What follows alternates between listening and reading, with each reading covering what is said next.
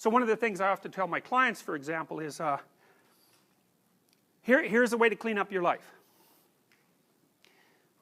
Stop doing the things that you know are wrong that you could stop doing. Right? So it's a fairly limited attempt. First of all, we're not going to say that you know what the good is or what the truth is in any ultimate sense. But we will presume that there are things that you're doing that for one reason or another you know are not in your best interests. There's something about them that you just know you should stop. They're kind of self-evident to you. Other things you're going to be doubtful about. You're not going to know which way is up and which way is down.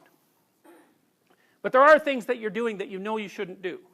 Now some of those you won't stop doing for whatever reason. You don't have the discipline, or maybe there's a secondary payoff, or you don't believe it's necessary, or it's too much of a sacrifice, or you're angry or resentful or afraid, who knows. So forget about those for now.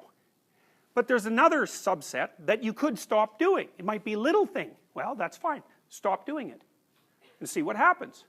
And what will happen is your vision will clear a little bit. And then something else will pop up in your field of apprehension that you will also know you should stop doing, and that you could stop doing, because you strengthened yourself a bit by stopping doing the particular stupid thing that you were doing before. That just puts you together a little bit more. And you could do that repeatedly for an indefinite period of time. And you know, that doesn't necessarily mean that you're going to ever be able to formulate a clear and final picture of what constitutes the truth and the good.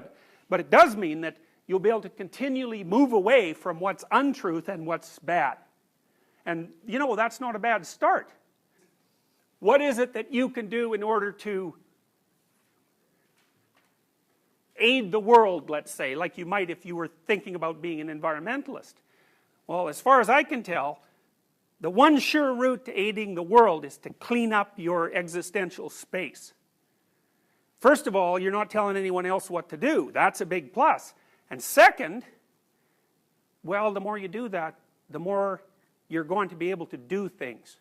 You know, and so you might think, well, if you're going to clean up the world, you might start by cleaning up your phenomenological space and see how far you get with that. It's a very difficult thing to do, but if you do it, the better you get at it, the more capable you are of handling larger and larger problems. And that's how you should start. You should start with what's right in your grasp and with what you can control. See what happens if you stop doing things you know to be inadequate and wrong. So the hypothesis is every time you engage in an activity like that, you weaken yourself.